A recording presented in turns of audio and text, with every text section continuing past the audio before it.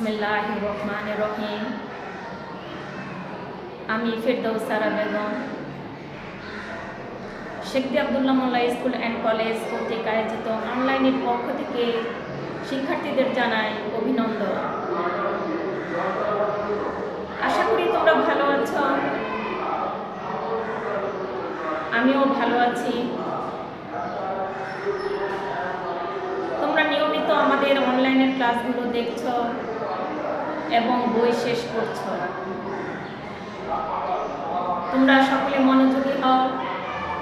আজ আমি তোমাদের আবেদনপত্র, ব্যক্তিগত পত্র এই সম্পর্কে পাঠদান করব। আজ আমার পাঠের বিষয় উপরে লেখা আছে, দেখো উপরে লিখে দিয়েছি, সেটি লিখে দিয়েছি যে চিঠি ও আবেদনপত্র। কি লিখেছি? চিঠি ও আবেদনপত্র। পত্র পত্র কাকে বলে? কোনো ভাব বা উদ্দেশ্য কারো কাছে লিখিতভাবে প্রকাশ করাকে পত্র বলে। প্রত্যেক ব্যক্তির মনের ভাব আছে, প্রত্যেক ব্যক্তি একে অপরের কাছে কথা বলে থাকে। যখন এই কথাগুলি বা উদ্দেশ্য, কোনো ভাব লিখিত আকারে কারো কাছে আমরা পেশ করব, পেশ করাকেই বলা হয় পত্র। পত্র চার প্রকার। পত্র কত প্রকার? পত্র চার প্রকার। যেমন ব্যক্তিগত পত্র, পার্সোনাল লেটার, ইংরেজিতে বলে পার্সোনাল লেটার।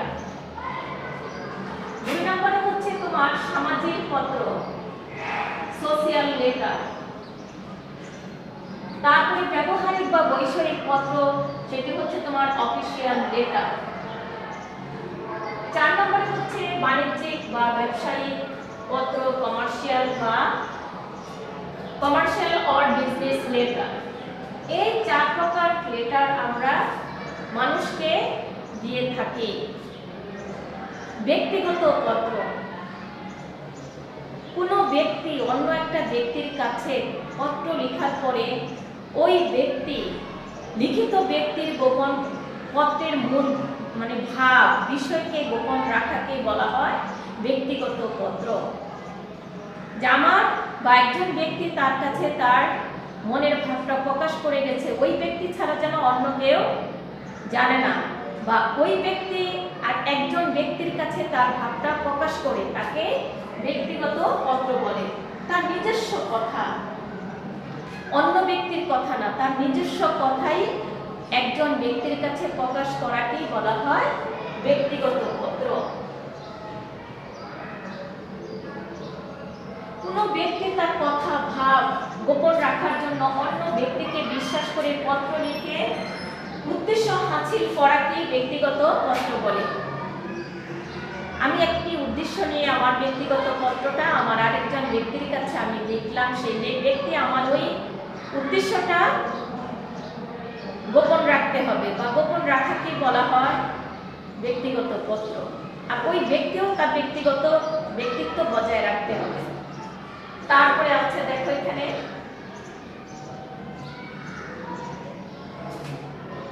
পত্রের প্রধানত দুটি অংশ।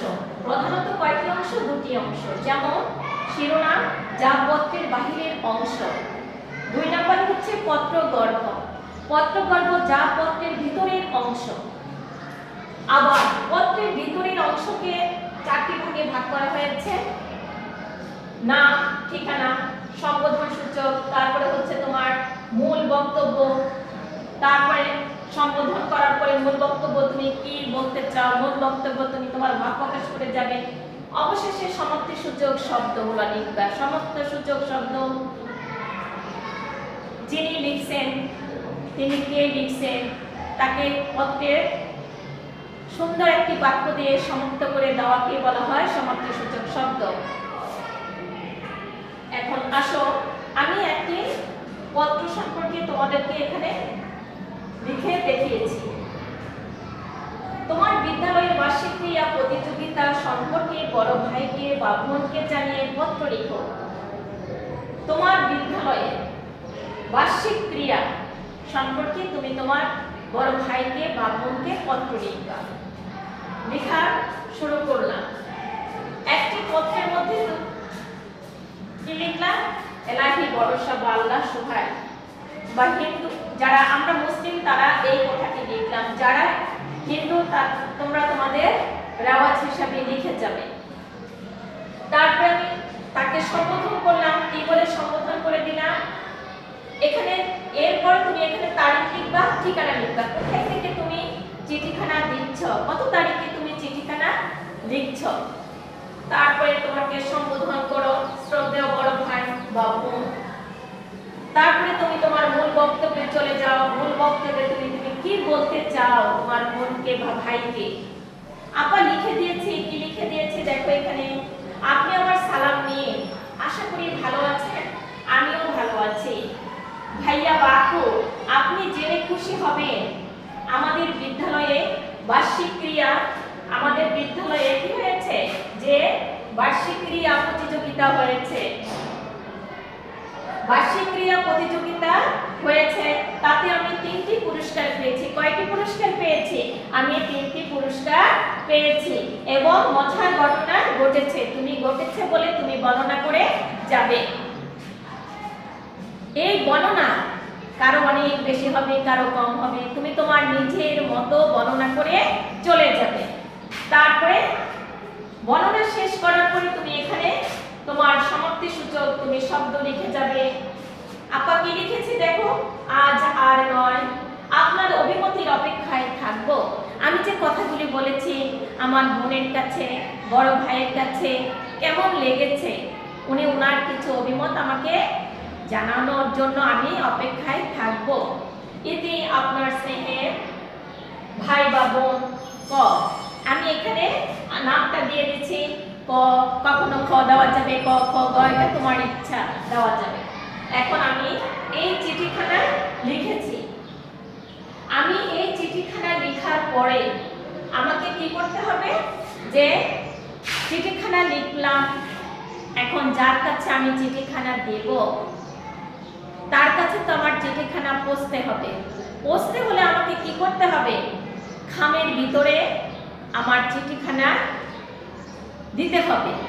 এখন খাম ছাড়া তোমার চিঠি যাবে না। খামের মধ্যে কি থাকবে, প্রাপকের ঠিকানা থাকবে। প্রাপকের ঠিকানা ছাড়া তো প্রাপক কখনো চিঠি পাবে না। তার জন্য তুমি একটি খাম দিবে। বাংলাদেশের খাম হলে বাংলাদেশের খাম, বিদেশের হলে বিদেশি খাম ব্যবহার করে যাবে। এখন আমি তোমাকে খাম লিখে দেখাচ্ছি। খাম লিখে আমি এখানে তোমাকে খাম লিখে দেখাচ্ছি যে একটি খাম তুমি এখানে কি করবে, এই যে দেখো আমরা লিখতেছি আটলাম। এই খামটা যখন আমি আটলাম, আঁকার পরে তোমাকে কি করতে হবে, যে একটি স্ট্যাম্প দিতে হবে। কি দিতে হবে, এখানে একটি টিকেট দিবা। এটাকে কি বলা হয়, ডাক টিকেট।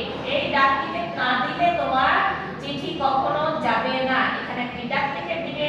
তোমার দেশি হলে তোমার দেশি ডাক টিকেট, তোমার বিদেশি হলে বিদেশি ডাক টিকেট তুমি এখানে দিবে। তারপরে তোমাকে কি করতে হবে, একটি ডাক টিকেট দিবে।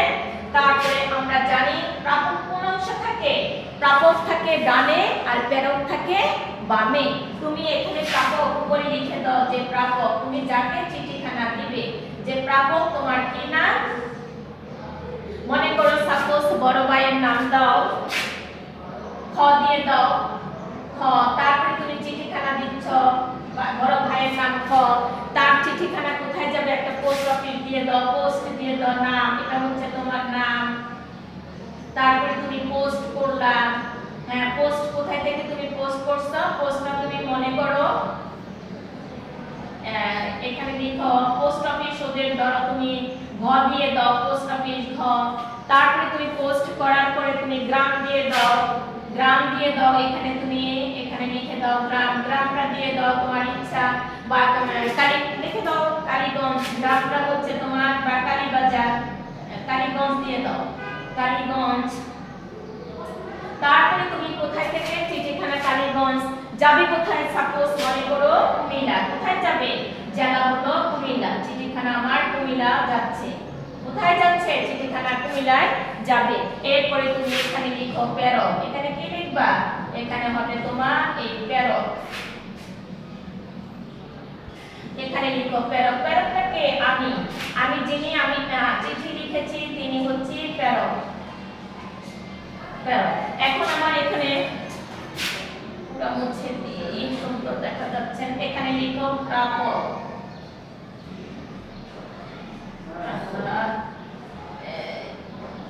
আচ্ছা প্রাপক কয়লো ফালা প্রাপক। আচ্ছা এখানে প্রাপক। এখন এখানে তুমি প্রেরকটা লিখলা। প্রেরককে আমি যে চিঠিখানা লিখেছি এতক্ষণ সে চিঠিখানার ব্যক্তি মনে করো আমি কে, আমিও দিয়ে দাও এখানে ক দিয়ে দাও। আমার নাম ক। আমি কোথায় থেকে লিখছি? আমি ঢাকা থেকে লিখছি। কোথায় থেকে লিখেছি? ঢাকা ক এলাকা। এখানে লিখে দাও ক ঢাকা। এখানে লিখো আমি ক লিখেছি, বা আমার নাম দিয়ে দিতে পারবে প্রেরক। এখানে লিখো চিঠিখানা তোমার এলাকার নাম দিয়ে দাও, কি দিয়ে দিতে পারো, বা ডালি এলাকা। এখানে লিখে দাও ডালি এলাকা। এখানে লিখো ডালি, হ্যাঁ ডালি এলাকা। ডালি ডালি হচ্ছে ধরো পোস্ট অফিস দিয়ে দাও। আর এলাকা দিয়ে দিচ্ছ তুমি ক এলাকা। এখানেও তুমি দিয়ে দিতে পারো ক এলাকা। এখানে একটা চিহ্ন দিয়ে দাও ক এলাকা।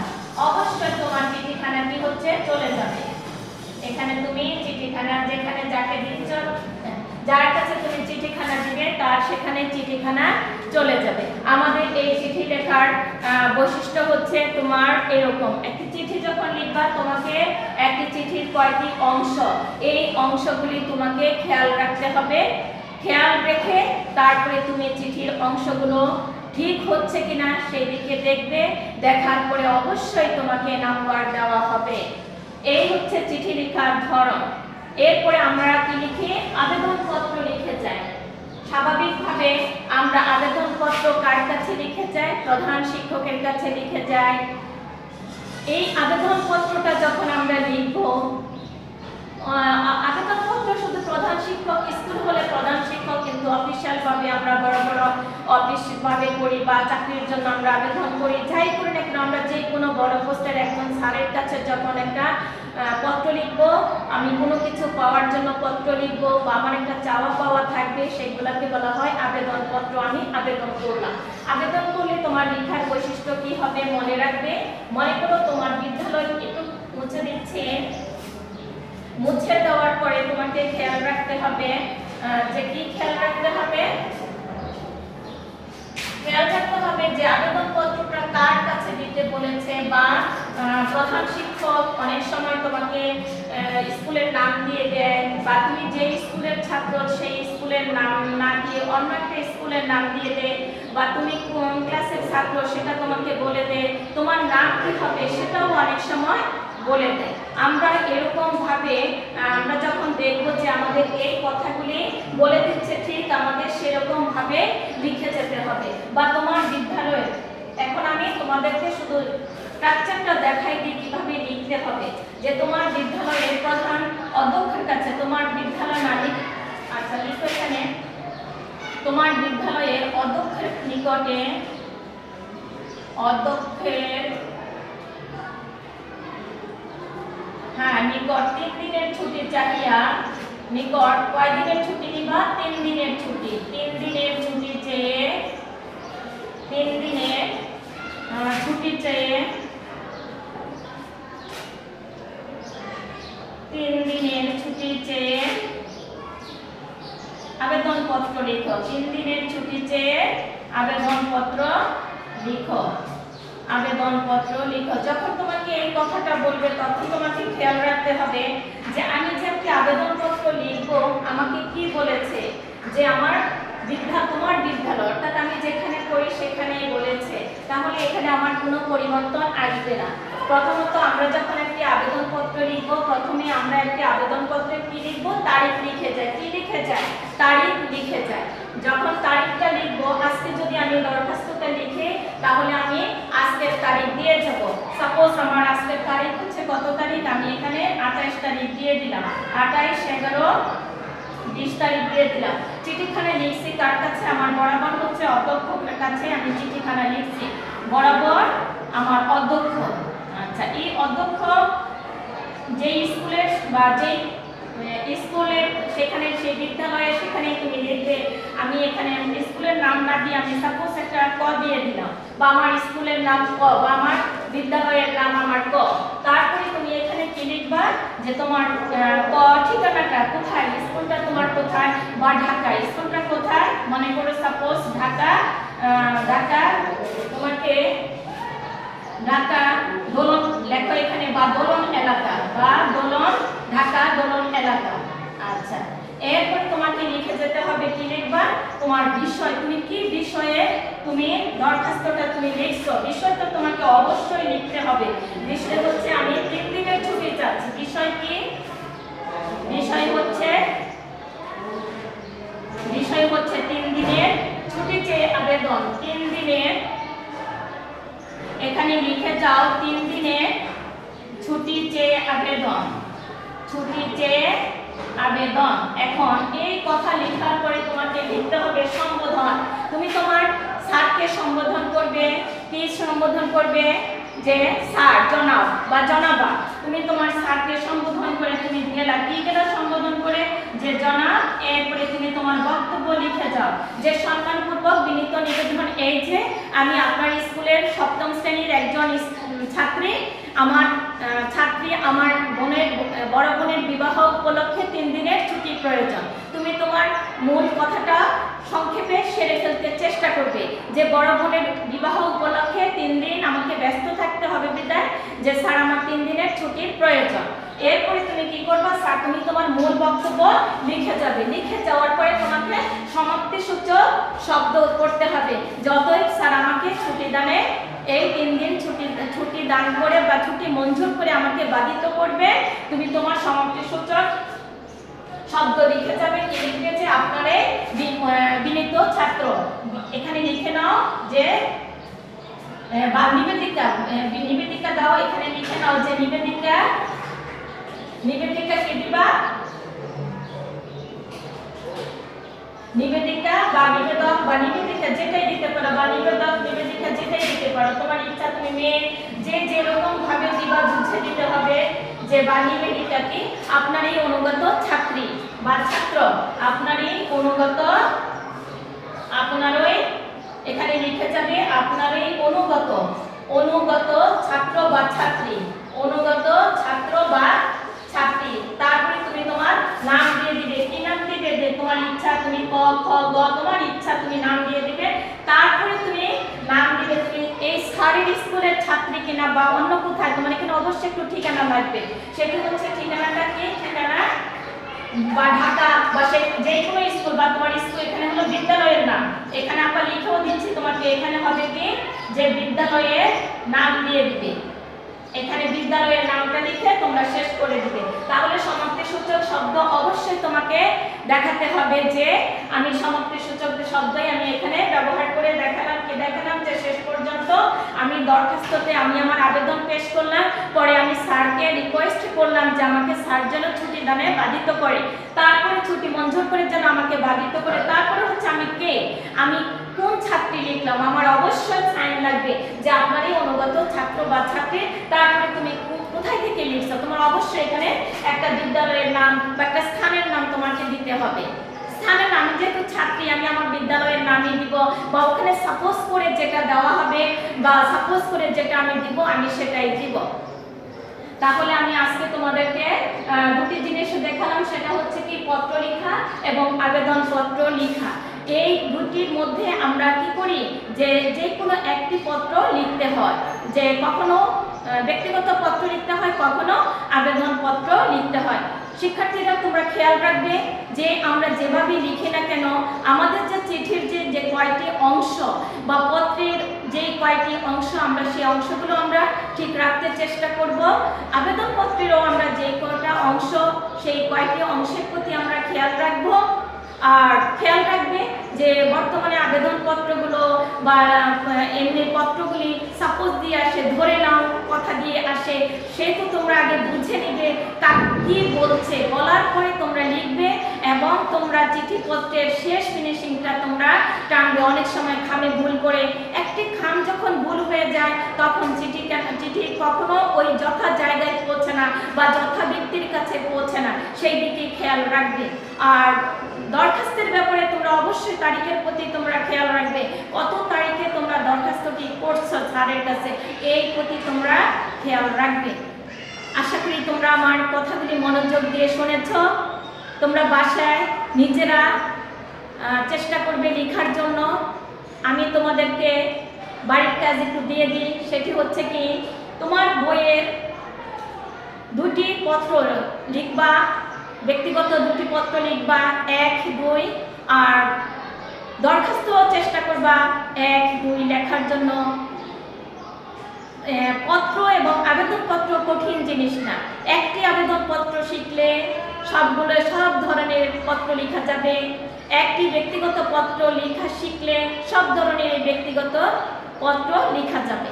আমি এতক্ষণ তোমাদেরকে ব্যক্তিগত পত্র এবং তোমাকে অফিসিয়াল পত্র অর্থাৎ ব্যবহারিক পত্র সম্পর্কে বলেছি। একটু ভিন্ন সামাজিক পত্র, বাণিজ্যিক পত্রটা। সামাজিক পত্র কি এটা একটু জেনে নাও। সামাজিক পত্র হচ্ছে যে আমরা কাউকে একটু দাওয়াত দেওয়া, কাউকে আমাদের একটা মাহফিল বা একটা বিয়ের অনুষ্ঠান, তারপরে কোনো জন্মদিনের অনুষ্ঠান ইত্যাদির ক্ষেত্রে একটু দাওয়াতের পত্রটা একটু ভিন্ন হয়। ওই ধরনের পত্রগুলোকে কি বলা হয়, যে সামাজিক পত্র। আর বাণিজ্যিক পত্র, ব্যবসায়িক পত্রটাও সেটা একটু ভিন্ন হবে। এই দুটি পত্রের সাথে আমি যে উপরে যে বলেছি ব্যক্তিগত পত্র আর হচ্ছে ব্যবহারিক পত্রের সাথে এই দুটি পত্র, সামাজিক পত্র এবং তোমার কি পত্র, যে বাণিজ্যিক পত্র, দুটি ভিন্ন। ওই দুটি থেকে এই দুটি সম্পূর্ণরূপে ভিন্ন।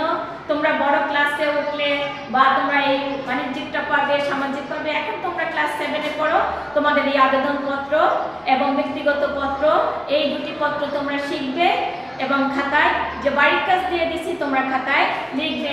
বাড়ির কাজটা লিখে নিয়ে যাওয়া মনে থাকবে, বা দিয়ে দিচ্ছি তোমরা খাতায় লিখে রাখবে বাড়ির কাজ। নাও বাড়ির কাজ আমি দিয়ে দিচ্ছি। পাঠ্য বইটা এবার তোমাদের বোর্ড বই লিখে নাও, যে বোর্ড বইয়ে নাও, বোর্ড বইয়ে 1, 2, বোর্ড বইয়ে পত্র 1, 2, আর হচ্ছে আবেদনপত্র লিখে নাও, যে আবেদনপত্র 1, 2। এই কাজগুলি তোমরা করে রাখবে। নিয়মিত পাঠদানগুলো দেখবে। পাঠদানগুলো তোমরা চেষ্টা করবে যে দেখার পরে তোমাদের যদি কোনো প্রশ্ন থাকে সেগুলিও তোমরা খাতায় লিখে রাখবে।